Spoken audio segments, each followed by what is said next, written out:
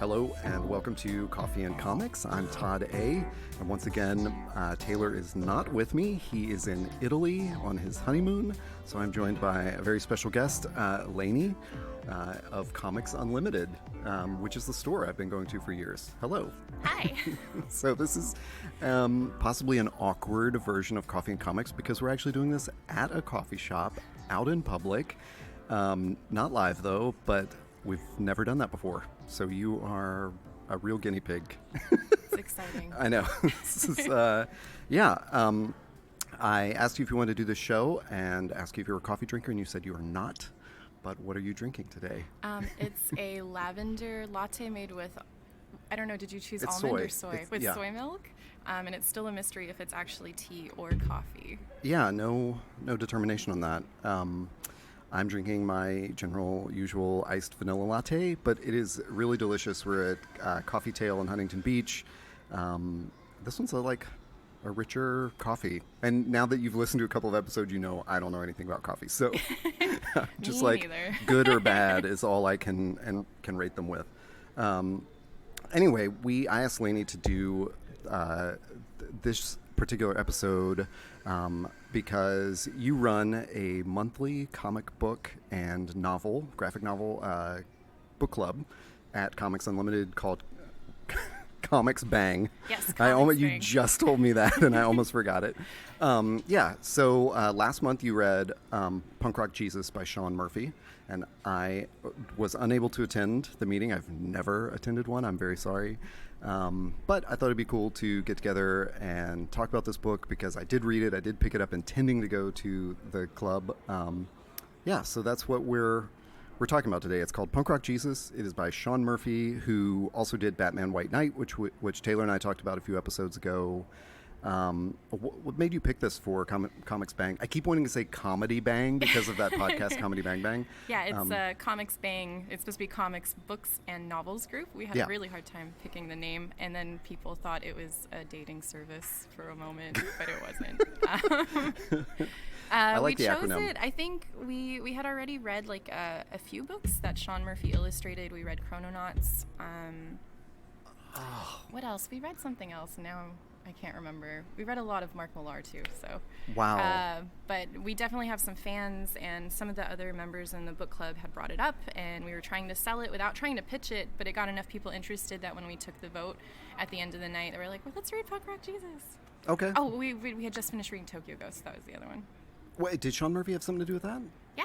What? He illustrated it. Oh my God, I've got to catch up so hard on that. For some reason, I thought Tokyo Ghost was the same illustrator of Black Science because it's a Rick Remender book. Yeah, it's got Hollingsworth on it, Remender, and Murphy. Oh my God. Okay, so that and Chrononauts. I'll just check off this question. I was going to ask you, what other Sean Murphy books should I read? All of them. Yeah. Joe the Barbarian.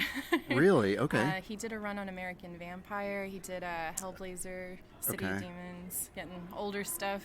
Wow. Yeah, I did some stuff for Dark Horse. What of those, where does Punk Rock Jesus fall in the chronology of that?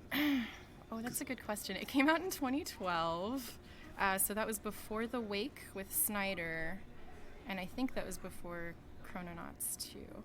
But it was, I don't think it was his first endeavor in doing solo stuff, but it was kind of like the first big one that he did with DC, because he had just become like Vertigo's golden child coming off of Joe the Barbarian. Okay. And then, later he was doing stuff for like Batman and all kinds of stuff.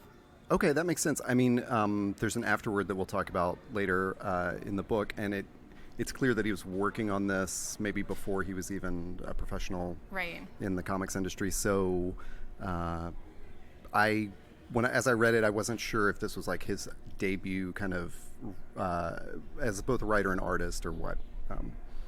Not quite. Like he had already done some other stuff, but it was kind of like, I don't know. Yeah, I wouldn't say debut as a writer, but I would say it was probably his first big solo thing. It was, it's definitely, it looks like a Vertigo book, of course, on the outside, but on the inside it is on newsprint paper, and it is very deliberately printed to look like a punk rock scene. Maximum Rock and Roll was the one that jumped to my mind. I didn't know if you had anything else to add there, if you knew about the origins of it, but it is I love that it's in black and white. I know Yeah. some people are really put off without color. And I'm like, you need to appreciate this line work. You're insane. The inks on this are amazing. Yeah. And I remember actually at the time when it was coming out and when Joe the Barbarian had ended, Joe Weems, who's, amazing at inking, would come into the shop and complain to me about how good Sean Murphy was. So I'm going to throw him under the bus. I don't know if he'll ever hear it. But Wow. Yeah, it's really heavy on the blacks, but like you said, the line work just has to be appreciated. It's the characters. I don't know. I got a real personality from each of them, not just on the art, but even on his writing and the characterization of them, which I thought was really impressive. And of course, I read it thinking like, this is the first thing he's ever written and illustrated. So I was really wrong on that. But I thought maybe the best way to get into the book and what it's about, because for me, it couldn't be summed up. But like that back cover thing did not sum it up very well for me. When I sell it to people, I feel like I'm dating myself because I always like, oh, it's like the Truman Show, that Jim Carrey movie, but about a Jesus clone. That is really succinct. So I was seeing it as like there's story layers we're going to have to talk about, and where do you even start peeling that onion apart? But there is a giant corporation called J2, run by, is his name Slate?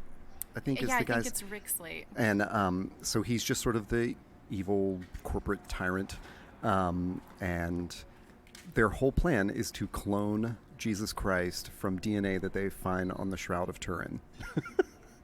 For TV. And televise the whole thing. So that's kind of that layer. And then every character has like a different motivation under that. He hires this doctor to run the cloning named Dr. Epstein. And she is taking the job only so that she can, because Slate will fund her research on an algae that eats CO2 and will purify the atmosphere. Saving the earth. Right. And then then Slate has to cast a woman to give birth to this Jesus clone. So that's Gwen. Very naive, yeah. Yeah, so it's just kind of like there's like that reality show layer. She, of course, knows what she's signing up for, that everything will be televised. There's no surprise there. And then there is this other character that, strangely enough, the book starts with, named Thomas McHale, who, he has a really rich backstory that... I love Thomas so much. The book club argued whether it was Chris, who's the Jesus clone, or Thomas that was the hero of the book, if he was the main character. Wow. And I think it kind of changes. I think that's what we settled on. Like the first half is Thomas, and then the second half is maybe Chris.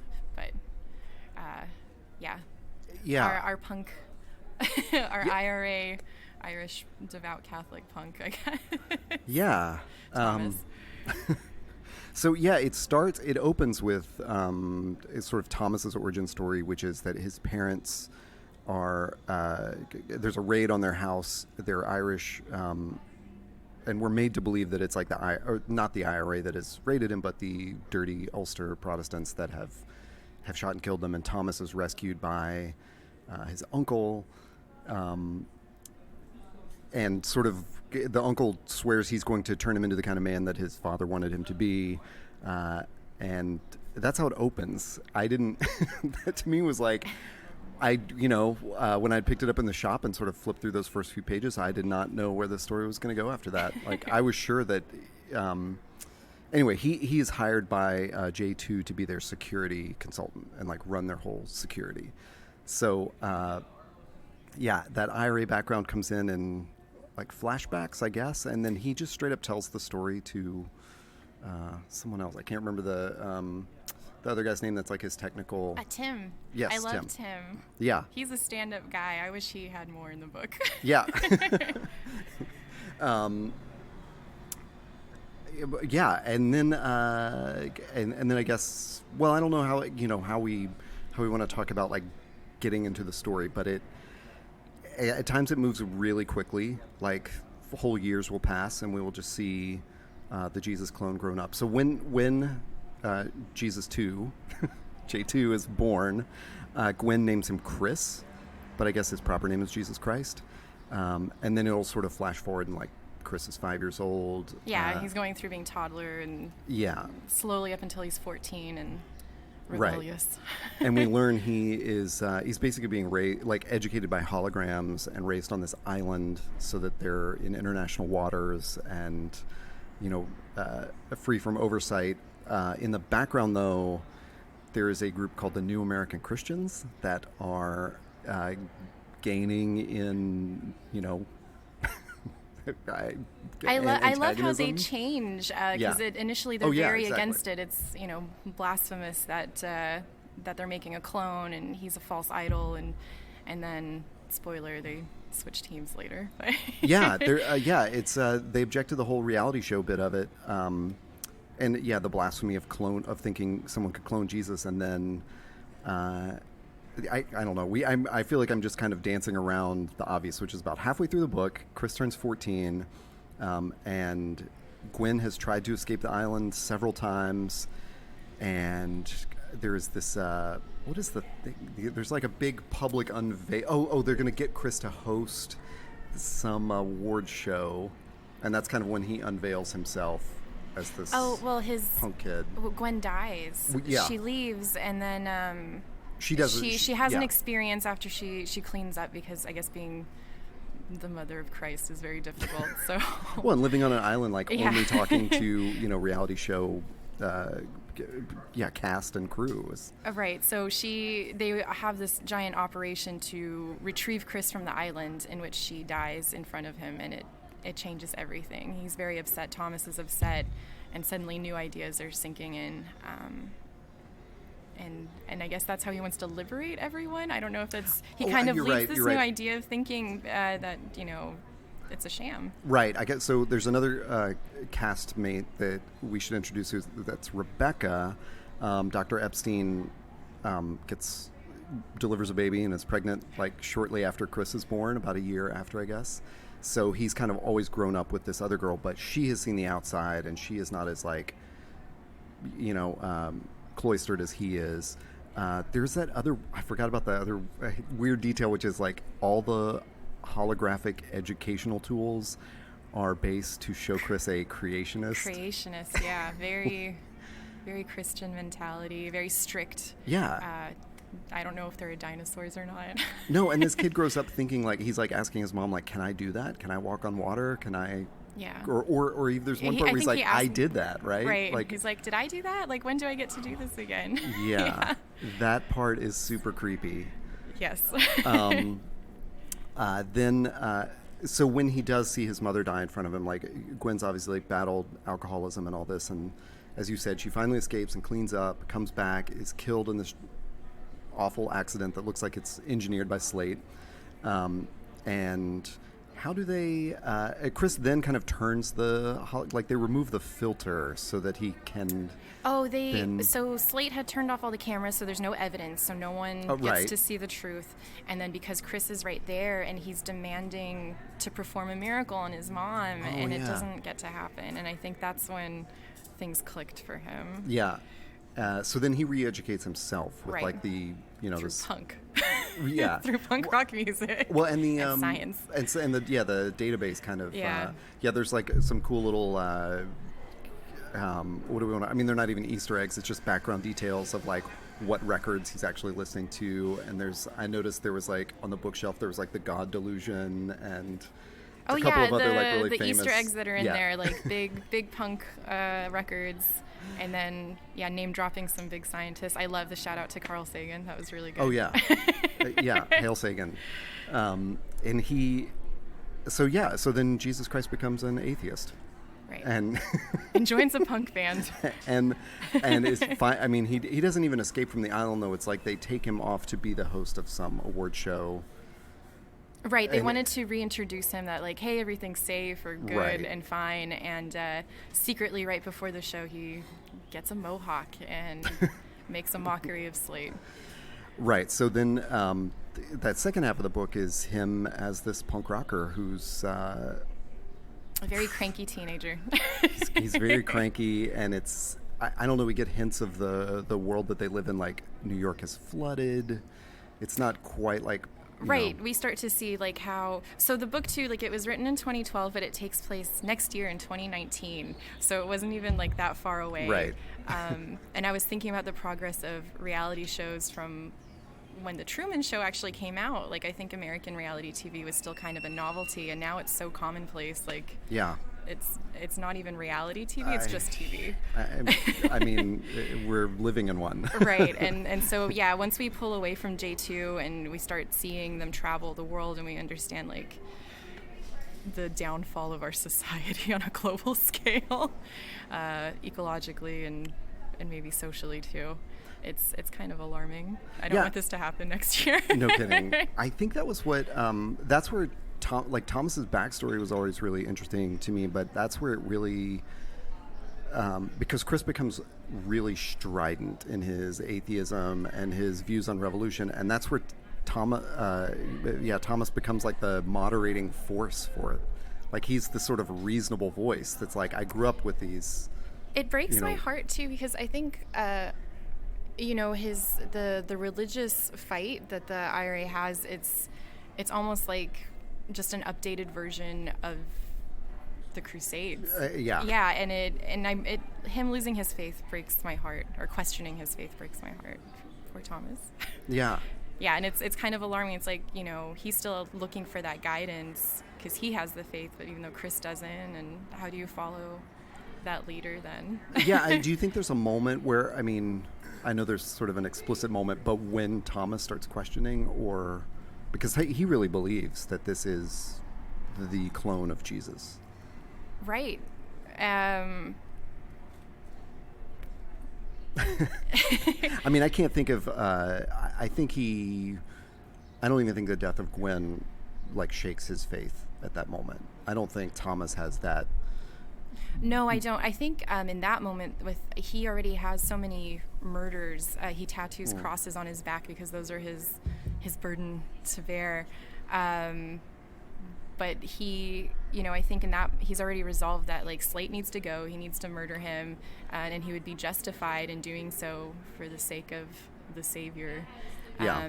And I think later on, as Chris denounces that position, I think that's when he really starts to dissolve. Yeah, there's a big, there's definitely that moment for him where he has sworn that he would never kill again, and then, do you remember the scene where he just loses it, and like, instead of just killing one person, like Thomas goes crazy. I don't know if that's that is definitely, that's the moment where he's appealing to Chris, like, you're going to save me, right? Like, you're going to redeem me for this because I'm protecting you. Yeah. Such sins. Murder, that's a big one. Yeah, for sure. Yeah. I've another thing I've kind of danced around. I mean, we've gotten into it a little bit, but that the atheism of the book is like on full display. Like, it's like, that's what Sean talks about in his afterword, is that he lost his faith. Right. And I had during the book club, when this came up into discussion, when I had initially read it, I understood that he was still a devout Catholic, but that had spent time questioning or, looking and appreciating its science, which I know a lot of Christians that way, which is good. I don't think anything negative about having faith in a similar way. But yeah, I guess he did become an atheist, and he thinks he's a better person for that. So that's. Did you ever think it was like kind of, was it like too much? Was the book itself too strident in this, like, the way it presented the atheism of Chris? I don't think so. I feel like if you were 14 and your world just got flipped upside down, it would be that aggressive. And I think like, I love Thomas, and like I said, my heart breaks for him, because I think that is his story about the faith is more realistic of when maybe someone starts to get shaky about it. Yeah, I think, that's one of the things that I thought was so interesting about the book, was that there was just, Sean Murphy did a really good job of characterizing, Chris is like a 14-year-old. When they lose their faith, it's like black and white to them, Right. One minute he believes he's Jesus Christ, and then the next he's convinced God doesn't exist. Whereas Thomas is the more adult version of that, and like more reasonable and tempered. It's just crazy to think that with his background growing up around the IRA, that he would be the moderate, you know? That scene where his uncle talks to Thomas about being like his father, or raising him to be whatever he was going to be, like a soldier or not. Little baby Thomas says that he wants to be like his dad, and I think I may have been the only one that didn't look at it like, yeah, I want to be a soldier for the Church of God, or that he wanted to be dead. Like, he may have been just so morbidly depressed at the loss of his parents. Whoa. It's heavy. Yeah, that is heavy. I love the little baby Thomas face. Is so cute. Yeah, there's great little like panel sequence of like baby Thomas not saying anything, baby Thomas saying that, and then current day Thomas, you know, to... But we'll never know. We'll never know. That is such a great question, because then it's... I don't know if we should talk about that reveal, maybe. But there's some, like, we learned some other stuff about Thomas's background. Right. And he learns stuff about his father, that his father might not have actually wanted him to follow that path. Yeah. For sure. So, the uncle has basically raised Thomas with this... a lie. I mean, for sure. Actually, many lies, because that... There's a lot of lies. Lies are a thing in this book. I think, too, like, when Chris awakens, it's the realization that, you know, Slate is doing this for money. And later we find out the shroud may not be what the clone was made from, and all kinds of other things. Right. I think, just... I'm not Jesus. There's a lot of lies in this book. And again, I read it through this, like, my own funny perspective of thinking this was Sean's first, like, creator-owned, like, fully written and illustrated book. So, to me, there were some of those, like, it was sometimes hard to see or to reconcile or justify, like, is he leaving out something here because he doesn't have enough space, or is it because... this is his first time doing this and putting it together. But now in retrospect, I think it was all very deliberate. I think there was a lot that was deliberate, and I think I had read an interview, and he said that Karen Berger, who was still the editor at Vertigo, because they didn't want it initially, and so later, after Joe the Barbarian came out, they're like, okay, we'll take a second look at it, and she kind of helped him polish up parts of it. Okay. So I don't know what excess was cut away, but... Oh, interesting. And also, I mean, he mentions in that afterward, he actually started writing this when he was still a believer. Right. And so then he went back and, rethought it. And to me, that seems so radical, too, to take this script that you've written and go back. I don't know, just the concept of what if the clone of Jesus Christ were an atheist is, like, super radical. Like, what a crazy idea. I think it's a nice one, though. Yeah.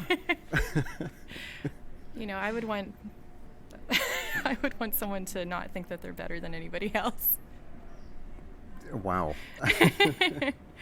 Were there other topics or issues that you brought up in the book club that really jumped out to you? I have to think about it. Because that meeting was actually really small. Lots of people couldn't make it, and so I'm glad that we're doing this, cool. So that everyone that missed it can listen in.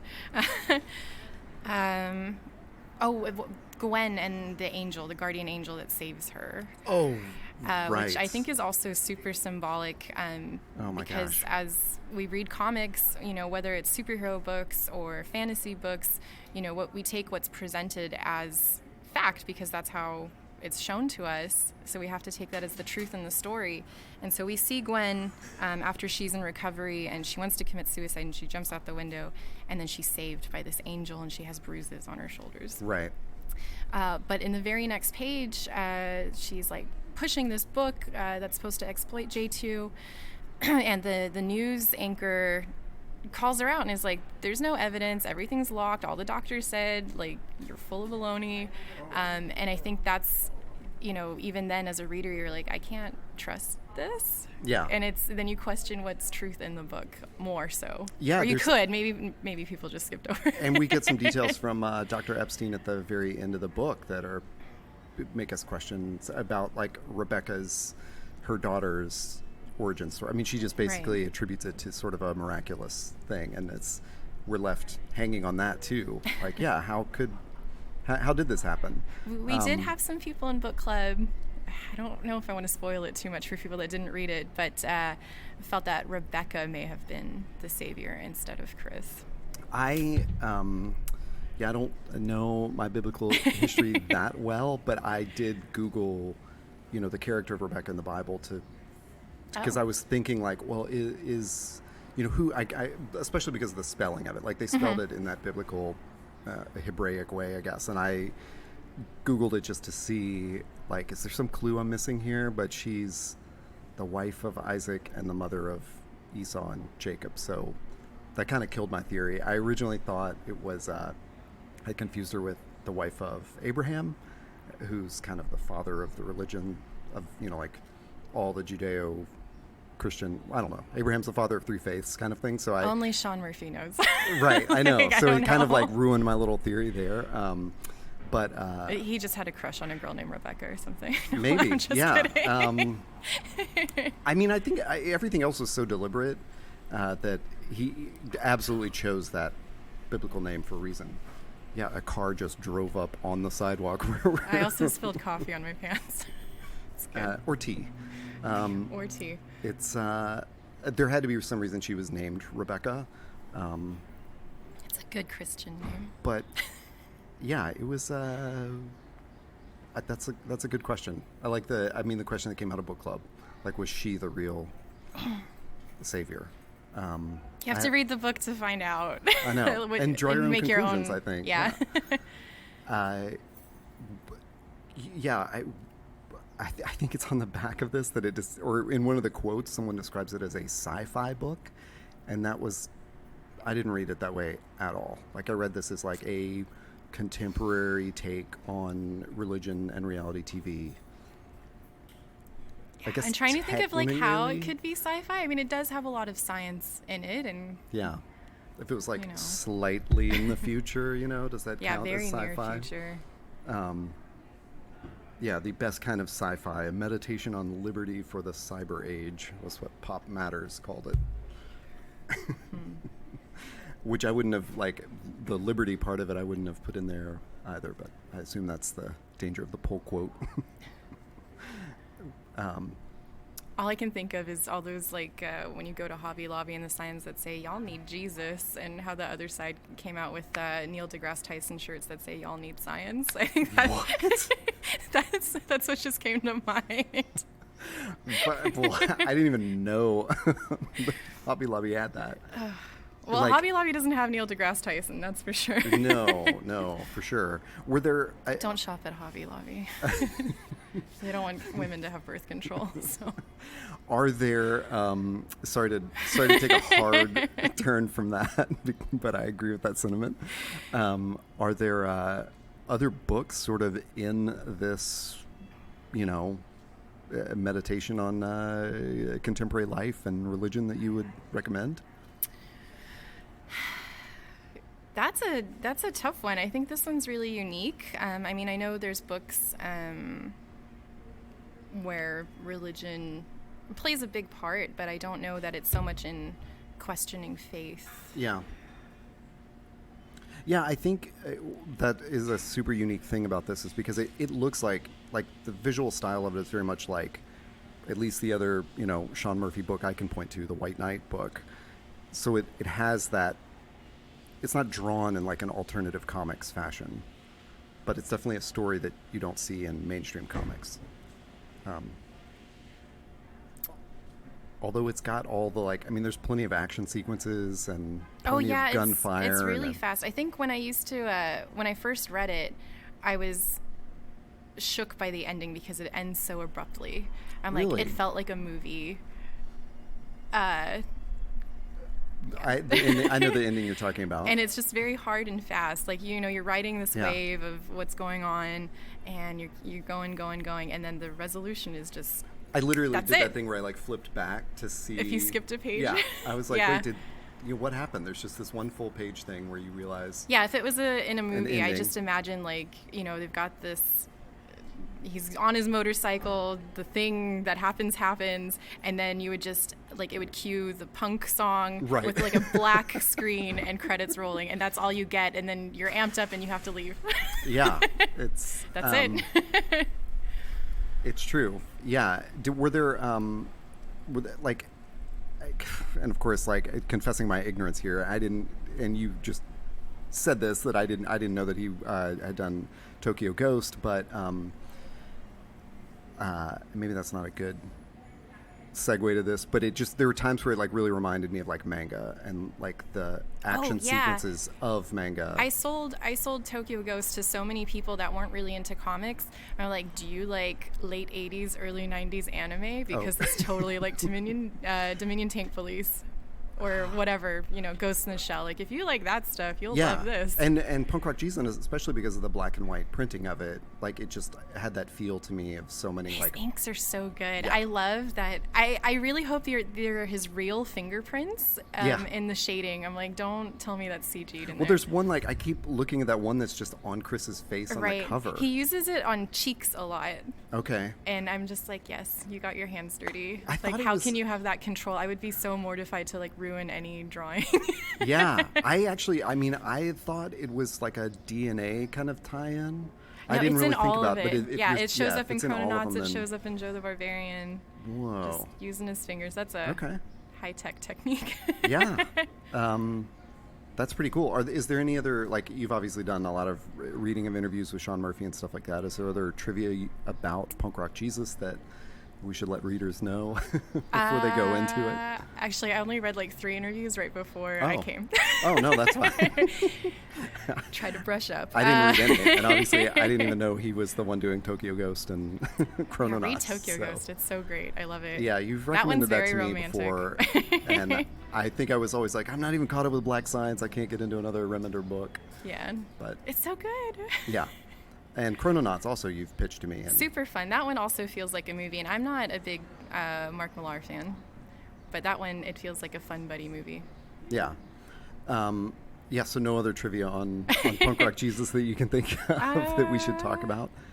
I'm trying to think if there's anything we left out. Like, hopefully we didn't spoil everything. Right. I don't think so, because I was... They're in a punk band. There's a whole thing about them being in a punk band. I feel like that takes a backseat to the real headier dilemma of faith and losing faith. Yeah. About being a good person. Yeah, I agree, but I also agree with what you said earlier about being like a 14-year-old and having your world totally change, and everything that punk band does is so much what I can picture, any punk band when I was 14, like, yeah, that's how it's all black and white. Well, like there's that scene with Rebecca where they're touring and she's touring with them, and there's the kid in the wheelchair who wants a blessing. He says that he has faith, but he loves the band. And she kind of, like, Chris wants to just be like, no.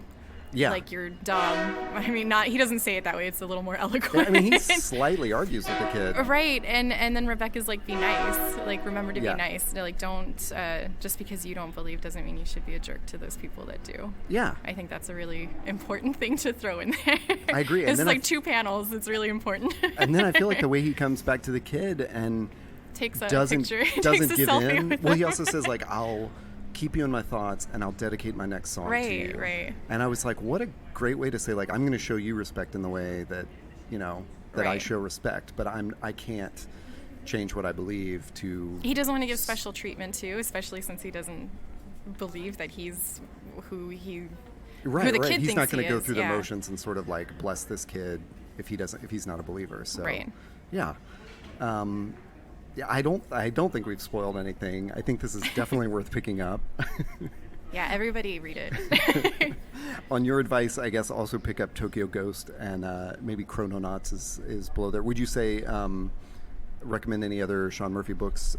Like just all of them. Okay. All right. Just read it all. Actually, I wasn't that big of a fan of The Wake. I didn't finish it. It was very slow to come out. Okay. So I can't really put my stamp on that one. Is Tokyo Ghost done? Was it just 2 volumes and it's over? Yes. And is Chrononauts done? Or is it ongoing?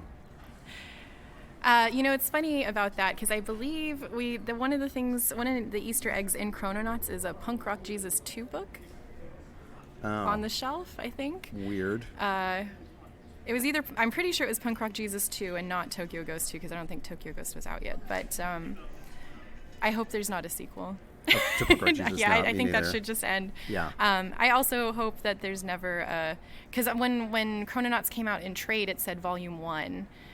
And I know Mark Millar, but I really hope that there's no Volume 2. Like, I think that should be done. Oh, gotcha. By itself. No, I thought it was an ongoing series because of that. Yeah, I don't want there to be more. Okay. Like, I hope maybe it's a joke, being like, oh, time travel, right? Like, Volume 1. But no, just leave it alone, please. They should come out with just like Volume 12 next. Yeah, you don't know what's in between. So what is Comics Bang reading for next month? Well, next month because you're not doing July, right? Right, we don't do July because of Comic-Con, and we don't do December because of Christmas. But for August, we'll be reading an indie comic called My Blacks Don't Match by Drew Rausch. It's available as a webcomic online, and we're trying to get the graphic novels back in store because we keep selling out of it, which is nice. It's kind of a spooky comedy thing. Cool. Maybe it's not comedy, but it's very cartoony. Do you know what day that book club will be? We meet on the third Saturday of the month at 6:30 from 7:30. Okay. From 6:30 to 7:30. At Comics Unlimited? Yeah, we meet at Comics Unlimited, but if you're running late, we actually set up in front of the bagel shop down the sidewalk. We don't have chairs. Good tip. Cool. Thank you so much for joining me, appearing on this slightly awkward outdoor podcast. Thanks for having me. Yeah, everybody read Punk Rock Jesus by Sean Murphy. And you can find this and all our other podcasts at findusthere.org. Do you want to plug anything? I know you have an can follow Etsy me. shop and stuff. Yeah, I have an Etsy. It's Cyanide Sweetheart, and you can follow me on Instagram at Sweetheart Cyanide because I got in there too late to flip it. Cool. Thank you so much. Thank you.